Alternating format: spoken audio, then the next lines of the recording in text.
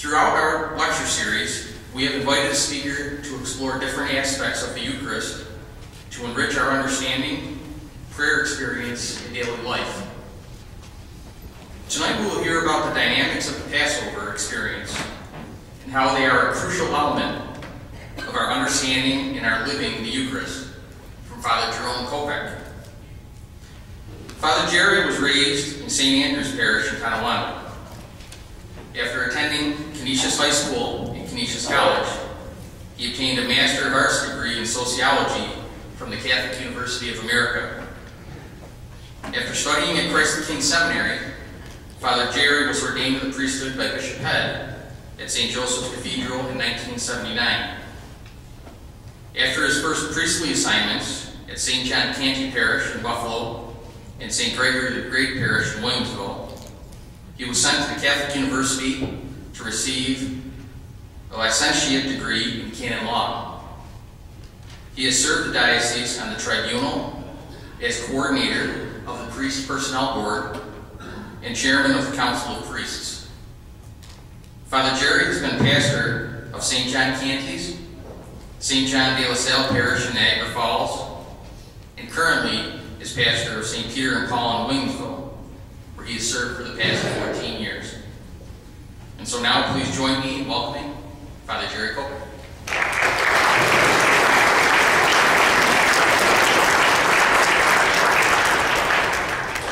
Thank you, Dave, and welcome everyone. Thank you for coming out tonight. I was very interested and excited when Dave asked me to be one of the speakers this year, particularly because I really wanted to speak on the topic of Eucharist and the Passover. It's something that in my own prayer life, throughout my priesthood, has had a very deep meaning for me, and it has affected how I preach and how I serve the priest and how I view myself as a disciple of Jesus Christ. Having been raised in Western New York, the one thing that I learned early on about this whole Passover thing and Eucharist was the butter lambs. Also, as a child, my Easter basket always had a chocolate cross in it, the chocolate Last Supper, and other chocolate mysteries of faith. But the one thing I found as popular as the butter lamb is here in Western New York, I found that a lot of people really don't get it. You would ask, well, why do we have the butter lamb? Well, it's the Passover, and what does that mean? It's something Jewish, and that's pretty much where people are at with it. And yet, I truly believe, as does the church, that if you really want to understand Eucharist, you have to have an appreciation for the Passover. For it's no coincidence. It's no coincidence that the Last Supper, or the first Eucharist, was a Passover meal. It was something that Jesus deliberately intended. And so as he and his disciples gathered that night, what was in their psyche and what was in the back of their minds was all that they had learned about the Passover throughout all their lives. And for the apostles that were at that first Eucharist, it was also the enlightenment of the new Passover that Jesus was leading them all to. And so, with that in mind, I'd like to begin with all of you trying to put yourselves into the scene of the original Passover. When we think of the Holy Eucharist, we try to imagine ourselves at the table with the 12. And, we remember Leonardo da Vinci's famous picture of the Last Supper, and those have become icons for us of the Eucharist. But for tonight, I ask you to take a moment to now imagine yourself as being at that first Passover, as part of the people of Israel longing to be free. And I have a visual aid here. I'm not Jewish, I just have a wicked bald spot.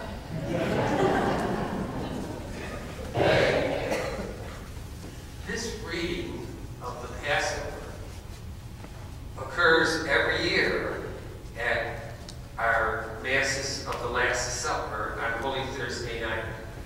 And it is the first reading that we hear when we celebrate the Last Supper. The Lord said to Moses and Aaron in the land of Egypt, "This month shall stand at the head of your calendar. You shall reckon it the first month of the year. Tell the whole community of Israel, on the 10th of this month, every one of your families must procure for itself a lamb, one apiece for each household. If a family is too small for a whole lamb, it shall join the nearest household in procuring one, and shall share in the lamb in proportion to the number of persons who partake of it. The lamb must be a year old and without blemish. You may take it from either the sheep or the goats. You shall keep it until the 14th day of this month, and then with the whole assembly of Israel present, it shall be slaughtered during the evening twilight. They shall take some of its blood and apply it to the 2 doorposts and the lintel of every house in which they partake of the lamb. That same night, they shall eat its roasted flesh with unleavened bread and bitter herbs. It shall not be eaten raw or boiled, but roasted whole with its head and shanks and inner organs. None of it must be kept beyond the next morning. Whatever is left over in the morning shall be burned up. And this is how you are to eat it. With your loins girt, sandals on your feet, and your staff in hand, you shall eat like those who are in flight. It is the Passover of the Lord. For on this same night I will go through Egypt, striking down every firstborn of the land, both man and beast, and executing judgment on all the gods of Egypt. I, the Lord. But the blood will mark the houses where you are. Seeing the blood, I will pass over you. Thus, when I strike the land of Egypt, no destructive blow will come upon you. For 7 days you must eat unleavened bread. From the very first day you shall have your houses clear of all leaven. Whoever eats leavened bread from the first day to the 7th shall be cut off from Israel. On these days you not do any sort of work. It shall be the memorial feast which you shall celebrate for generations. The Passover. It was the angel of death sent by the Lord the houses of Egypt. And on those homes where the lintels were smeared with blood, the angel of death would pass over that house, and no death would come to that house. But for those Hebrew slaves on that night, Passover meant more than just the fact that they had escaped the terrible angel of death. It was for them the passing over to a new life. It was for them a passing on to the land of milk and honey, to the promised land that the Lord had given them.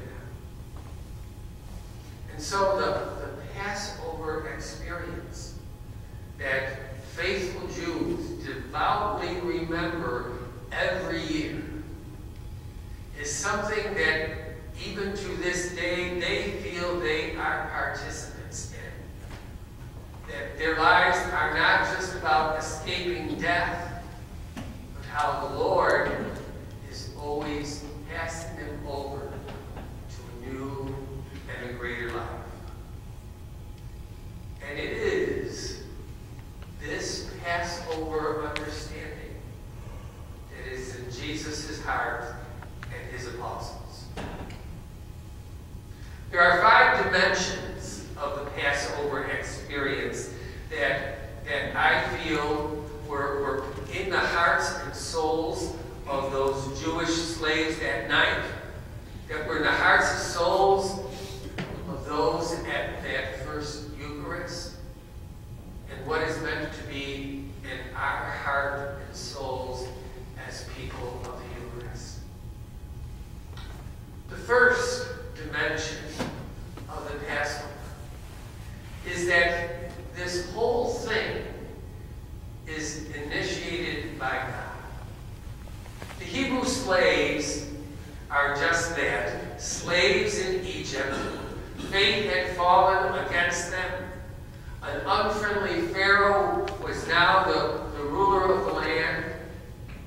And the Hebrew slaves were forced into a terrible way of life. And it is the choice of God not to put in a new Pharaoh, not to change Egypt for the better, but it is the choice of God rather that he would free them and take them somewhere else. That the way out of their misery, well, was not to overthrow Pharaoh or to take over Egypt, but to leave and to go to another land. And so God has initiated a design, and in his plan, he chooses Moses. Moses, who is already a rebel. He finds Moses in the fields of Midian because Moses had already murdered an Egyptian guard and had fled Egypt because he had the mark of a murderer on his forehead. God chooses this rebel. God chooses a man who has committed murder to lead these people to another land. If you're familiar with the story of the people's plight in Israel in Egypt, you know that there was this attempt to convince Pharaoh otherwise, to let the people go. 9 plagues of different kind are all tried.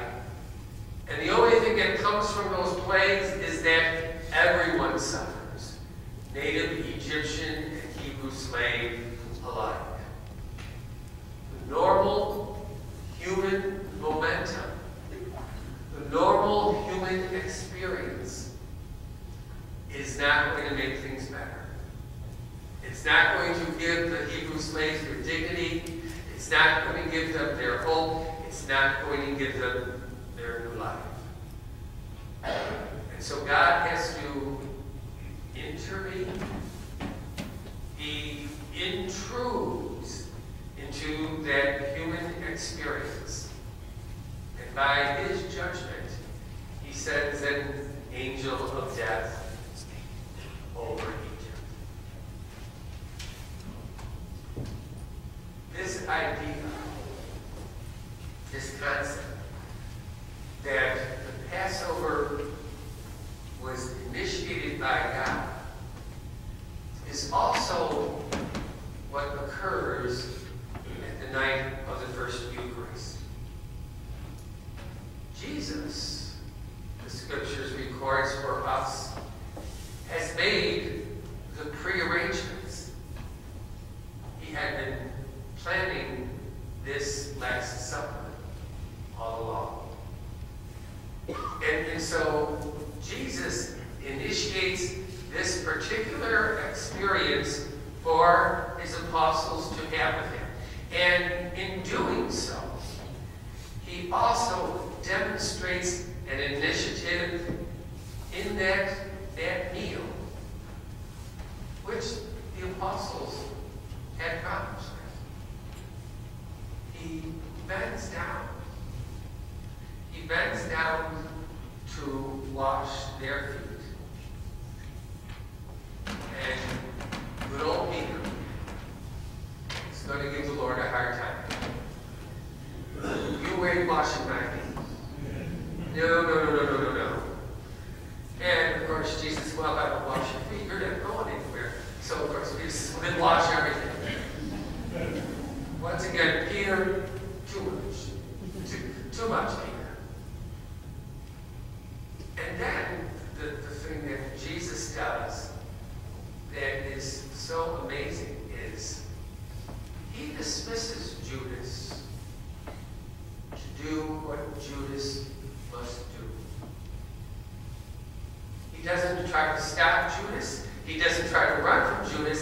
At the Last Supper, at the first Eucharist, Jesus passes to him the morsel of bread and dismisses Judas to do what he is supposed to do. Even the betrayal of Jesus is something that is initiated, approved, moved forward by Jesus' intention, by Jesus' own person. What this dimension of the Passover as being initiated by God then demonstrates for us who celebrate the Eucharist, who live the Eucharist, is that there is this understanding that in receiving the Eucharist, we realize that our destiny, our future, is given to us by God. That it is not a matter of keeping your nose clean. It's not a matter of being savvy in the ways of the world. It's not a matter of achieving for ourselves a nice, clear path. No, for those apostles on that night, for those Hebrew slaves on that night, and for all of us, our destiny is shaped by what God does. So that when we receive the body and blood of Christ, what we are doing is accepting that it is God who shapes our destiny. It is God who designs the path. It is God who is going to lead us to the fullness of life. No wonder Jesus said, I am the way and the truth and the life. He is the way way, the truth, and the life. He is our life and our destiny.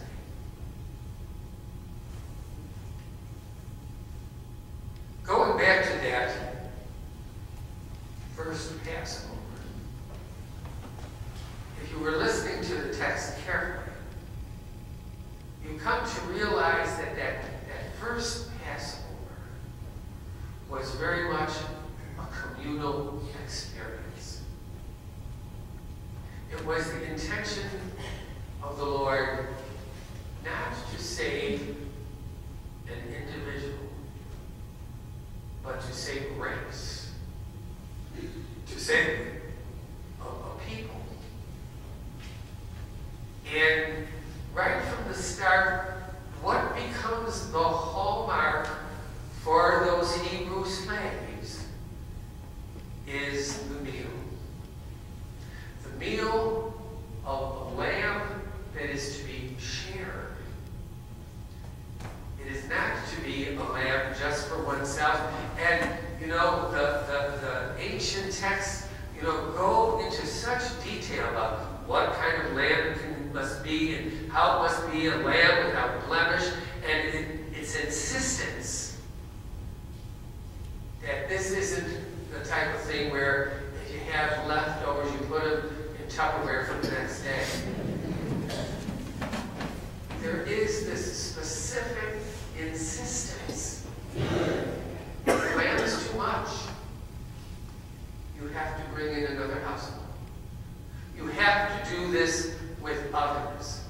It is not about gorging on a feast for yourselves. It is about uniting yourselves with one another. Uniting yourselves with the same plight of being slaves in Israel. And it is that commonality, it is that being with one another in which they have this lamb, in which they are fed and nourished, and by which they are going to share a common destiny. And the idea that this meal is a communal experience is so insistent that you may have noticed in the story that I read that the scripture specifically mentions that those who don't eat unleavened bread, those who don't share in the bread that is not leavened, they are cut off from the assembly of Israel. That's how insistent that first experience was to be a communal experience. That these fellow slaves had to go together, all of them, on this journey of passing to new life, on this journey of freedom. When we think of that scene of the Last Supper, that first Eucharist, we see how it was deliberately, again, a gathering by Jesus, a communal experience. Jesus invites the 12, including Judas. Jesus, who already knows what Judas is about, Judas is included in this experience. The room is full of saints and sinners that night, all gathered by Jesus. And they are all the ones he has chosen. Every one of those apostles had been chosen by the Lord. Even Peter, even doubting Thomas, even the traitor Judas, all chosen by the Lord, and all chosen to be at that meal. And you see, as those apostles gathered together with each other, on the night before Jesus died, with the threat of death breathing down on the Lord, certainly terrifying them. They come to have this common meal and this common experience to understand, for them to know that their salvation is intertwined with each other, even including Judas. They're all there at that Last Supper to celebrate the Passover. They're all there for Jesus to give them his body and his blood. They're all there for Jesus to lead them beyond what's going to happen at Calvary the next day.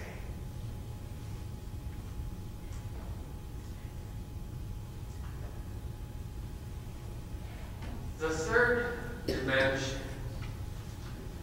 that occurs in that first Passover, and that occurs at that first Eucharist, is the whole experience of exposure, of great personal rest.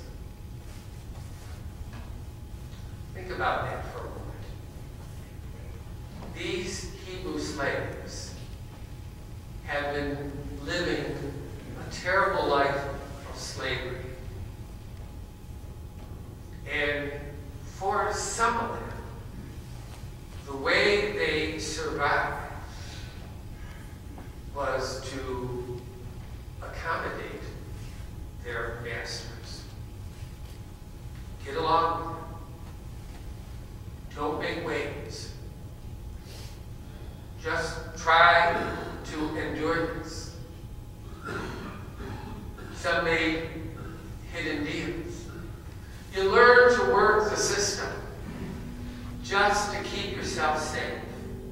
We human beings have a wonderful capacity to compromise ourselves just so as not to make it worse. Just don't make any more waves, and we might survive this, and we might endure this. But if you're going to smear your doorpost with blood, you're exposing yourself. You're exposing yourself as a rebel. You're exposing yourself as one of those Jews who are always a problem. You're putting yourself out there, and you're taking this terrible risk that if they find out that you're one of the collaborators, and if this whole thing doesn't work, what's going to happen to you? Your life is going to be more miserable than ever. Because you exposed yourself. Put yourself out there. Can you imagine if you're the father of a family and you care just about the safety and security of your family, and you dare to smear your lintel with the blood of the Lamb? What a risk. What a risk you're taking. What a gamble that you are putting your family right in the middle of. This is not something that was an easy thing to do. This was not something that there was any kind of confidence this was going to work. This was pure, raw exposure. This was dangerous risk.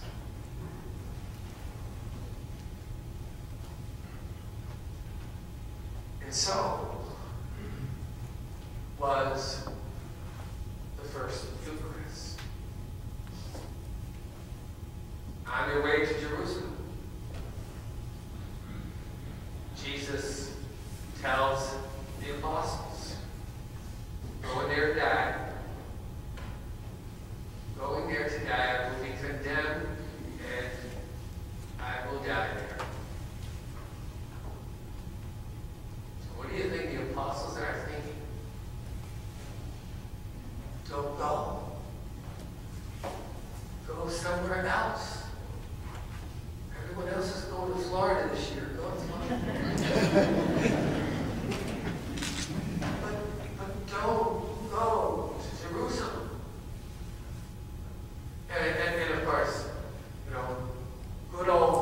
mouth. Peter goes, Lord, God forbid that this should ever happen to you.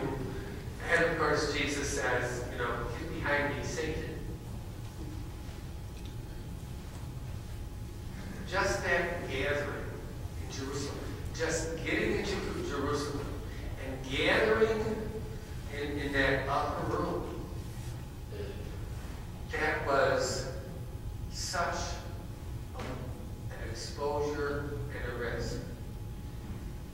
Not for Jesus, but for the others. Jesus is doomed. He's not getting out of this. But if you're smart, I have another appointment that night I can't make it. If you're smart, don't go. Don't get dragged down with it. But everyone gathers that night to be with Jesus. Lord, to whom else shall we go? You have words of everlasting life. So there they were, these apostles willing to take the risk. They're being with Jesus. They're sharing in this meal. Was the sign of their willingness to accept the exposure and the risk. And if that was the case of the first Passover, if that was the case of the first Eucharist, is that not also the case for us, today's disciples of Jesus? That we're willing to be exposed. We're willing to accept the condemnation that we're different from the rest of the world. That we're willing to take the risk of not following or trying to fit in. That we are willing to expose ourselves as disciples of Jesus Christ. I think for us American Catholics,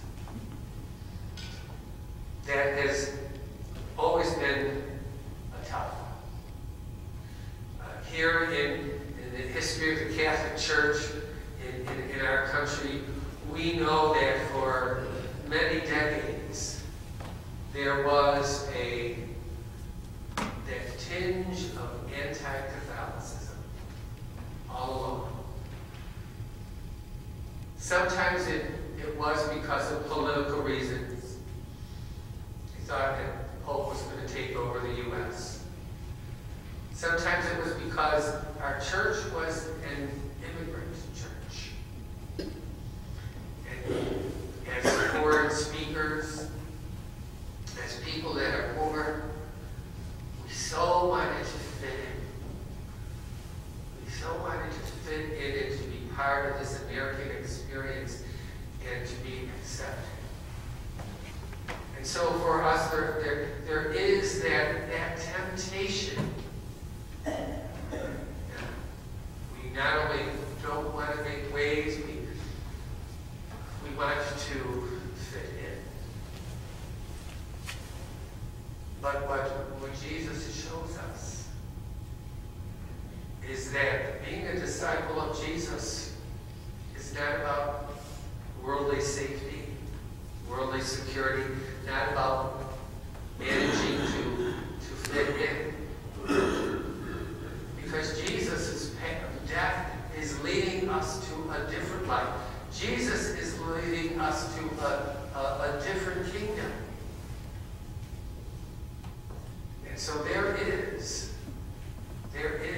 in this exposure and risk that when we receive the Eucharist, it should be an act of courage for us. It should be about our willingness to be the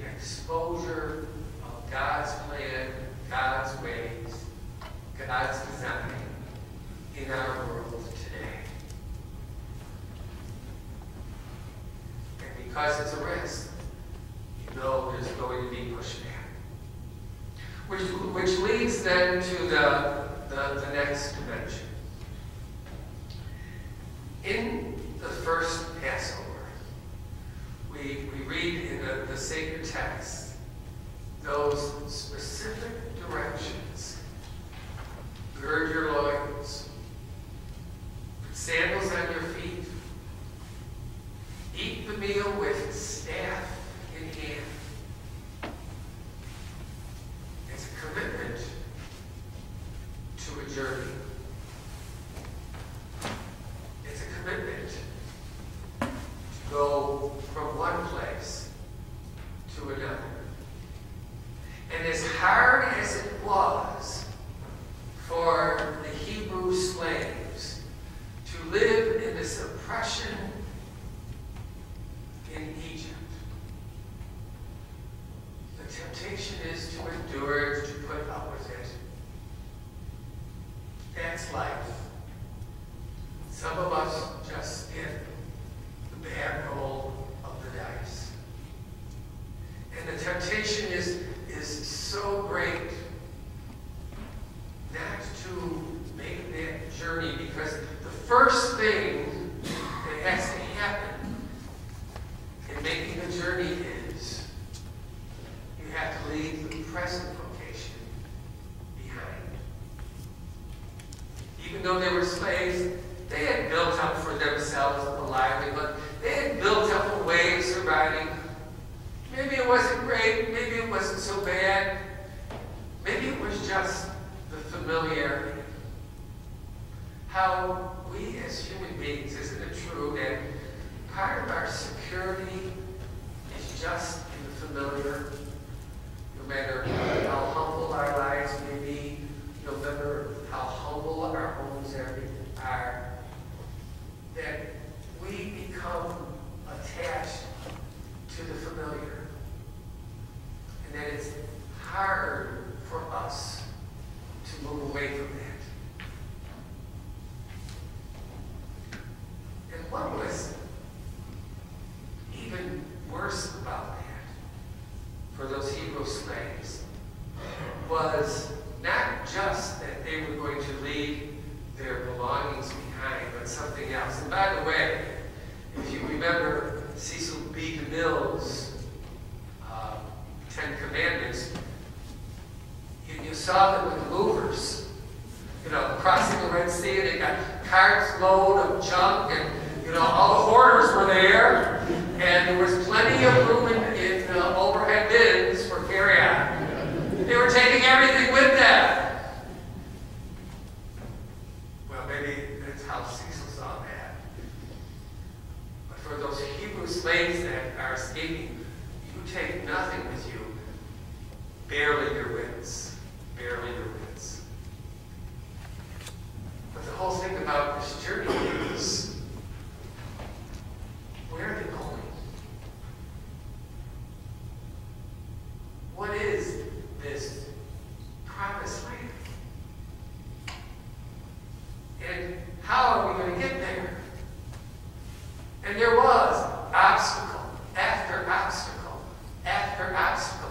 And every time they hit an obstacle, oh, it would be better if we had stayed home. They get to the shores of the Red Sea, Pharaoh's following them.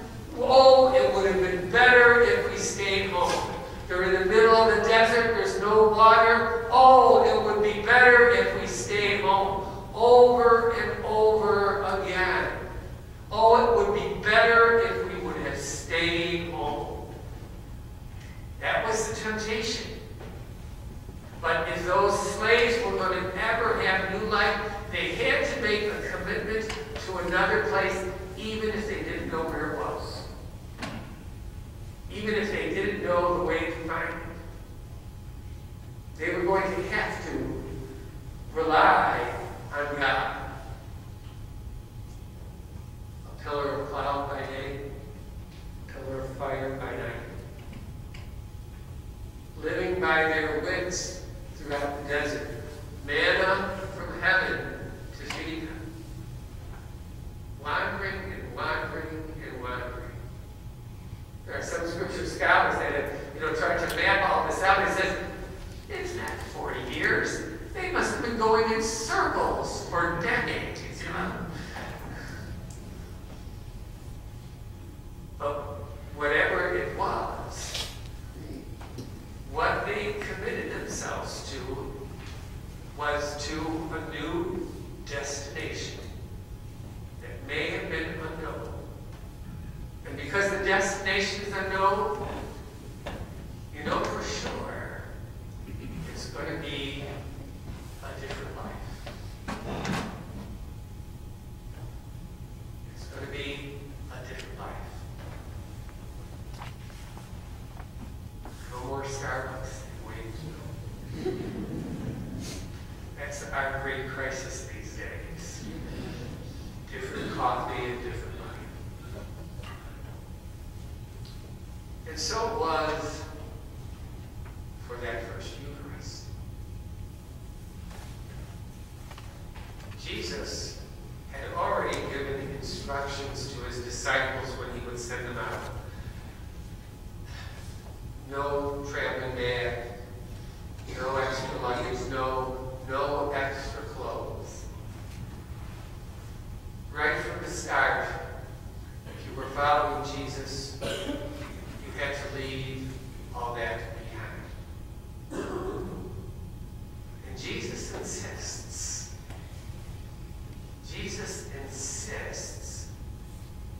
that he has to die.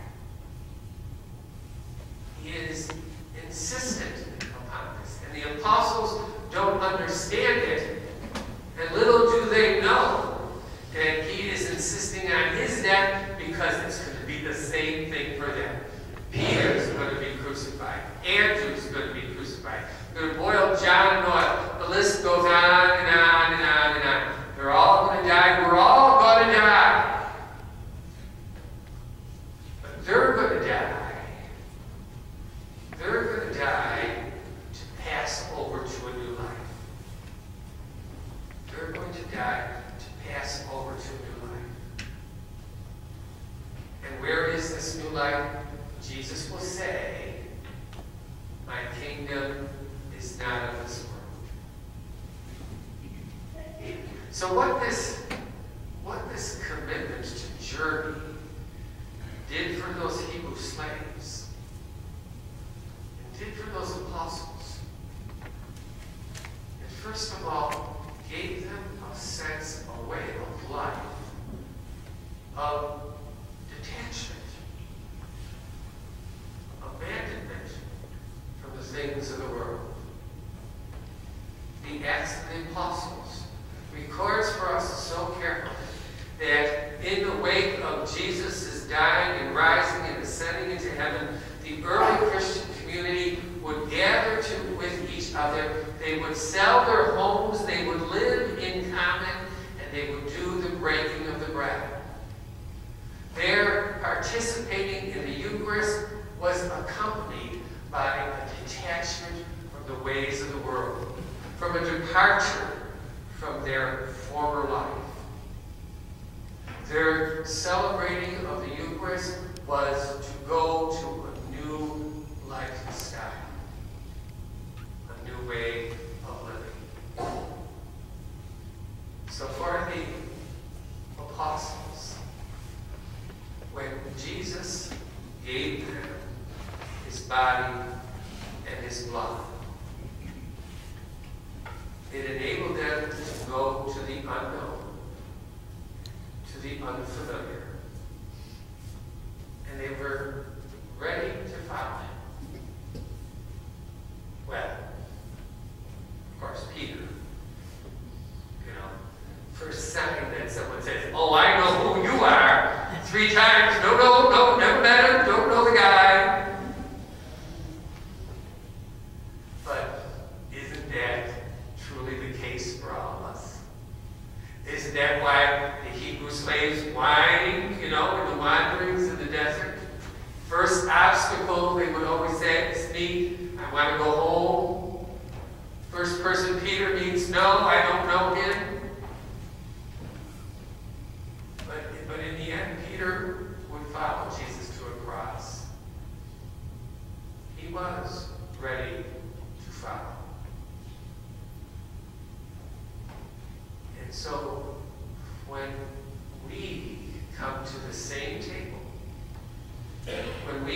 we come and hear Jesus' words, this is my body, this is my blood, this becomes our nourishment. This becomes our hope. This becomes our dream. And in receiving the Eucharist, we're willing to detach ourselves. We're willing to eat this food rather than anything else. That's why that tradition of fasting was such a big part of the Eucharist. This is a fairly young crowd, so maybe you don't remember when you had a fast. So, well, I'm young, it's my story, and I'm sticking with it. Okay? I don't remember this. I heard that there was a time when you had to fast 24 hours before you could receive the Eucharist. Right? I was around for the 3-hour fast. You had to fast for 3 hours before you could receive Holy Communion. And is that something practical? What does that do?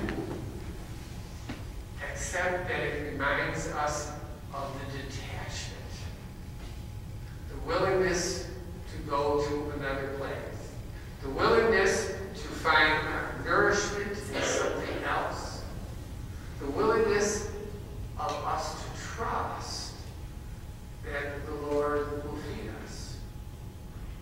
Do not worry, Jesus said, about what you are to eat or what you are to drink or what you are to wear. Are you not worth more than any flock of sparrows? When we eat his body and drink his blood, that's what we're acknowledging. That we don't have to worry about what we are to eat or what we are to wear and how much we are worth to the Lord. That commitment to a journey, that willingness to detach, to depart, to abandon, and to follow. That was there at the first Passover. That was there at the first Eucharist. And that's to be there when we celebrate Eucharist. And finally, the fifth element, the sacrifice. That night of that first Passover, the instructions are clear that the lamb has to be the best. Has to be not more than a year old. No tough meat here. Has to be without blemish. Now, you got a lot of things to worry about here, and we're worried about how good this piece of meat is. But it had to be the best. It had to be the purest. Because its blood was going to be shed to save us from the angel of death. And so, just putting this meal together was a sacrifice. If you had that young lamb, you're giving up your best, something that you might have been able to get a good price for. What matter is that? You're going to be in the desert in a few days anyhow. Egyptian money's no good there. So you have to give that up. You have to give up the best, the costliest, the purest. And the lamb needs to be eaten. It's like those that are condemned to death in jail and get a nice meal before they die. Same idea. If you have the sacrificed lamb, you have this great meal, because you're going to be passing over. And the passing over is a journey. Passing over is exposure at risk. Passing over is about leaving the familiar. And the very interesting thing is that the Hebrews who celebrated understood it, that the Passover was not complete. Was not completed by the death of the lamb. It was completed by eating it. It was completed by putting the blood on the doorpost and eating the flesh of the lamb. So that what they're taking in is the food of a sacrifice. And if you are what you eat, and you're eating the sacrifice lamb, you become the sacrifice. Your life becomes a sacrifice. And so, the Passover was embraced as the last meal, the sacrifice, and the small portion that was to be shared. All those elements, so as to pass over to a new life. Abandoning the old thinking, the old ways, the old instinct of self-preservation, sacrificing all the familiar, all the safety, all the security things, to pass over to a new and greater life. And so, Jesus teaches his apostles this at the Last Supper. His last meal. This first Eucharist is the Last Supper. It is about his preparation for death. It is about his preparation for sacrifice. He is the Lamb of God because he is willing to shed his blood as the fulfillment of his life. The fulfillment of his life is not worldly success. It is not popularity. It is not about enduring and surviving the tough winds. It is about sacrifice and giving yourself completely. It is the abandonment of worldly accomplishments. They mocked Jesus. You know, the crowds that greeted him in Jerusalem, with palm branches, long gone. His death is a humiliation, but it is an acceptance. The sacrifice of the Last Supper, and the sacrifice that was given to the Hebrew slaves at that first Passover was not a giving up of something just to be okay. It was preparing them for the new life. That the life of passing over is passing over by sacrifice. You attain the new life. You attain the greater life by sacrificing the old, by giving it all up. Sacrifice is the way of life. Sacrifice is the way to life. 5 elements, 5 dimensions of the Passover, 5 dimensions of Jesus' first Eucharist, Last Supper, 5 dimensions of our lives as a Eucharistic people. And all we do, and the journey we take, is one initiated by our God for us.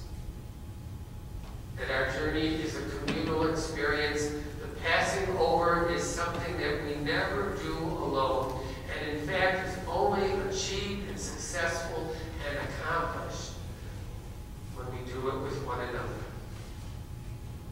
It is a great risk.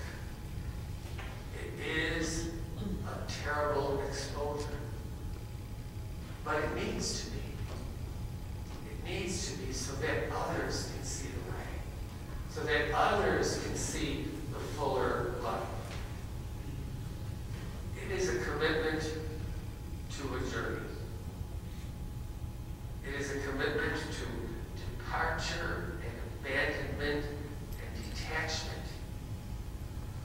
And it is about that commitment of willingness to follow, to stop trusting in our personal GPS, our instinct, our way of doing things. And it is about guys that finally you're going to take directions from somebody else when you're lost. You know, your resistance to stop at the gas station to get directions. Such a familiar story. But instead that we seek to find direction from another. And we're willing to follow that direction rather than our own instinct. And for it all to happen, sacrifice. If you think that these are just dimensions of some past experience, then explain the continuing martyrdom in the church, in our age, and in our time. And how we still have the modern day martyrs. We still have the new saints on every continent, regardless of the culture, regardless of the conditions. How over and over again, the martyrs show us the passing over. We remember their terrible sufferings. We imagine their torture and their pain. But they were always seeing the Passover.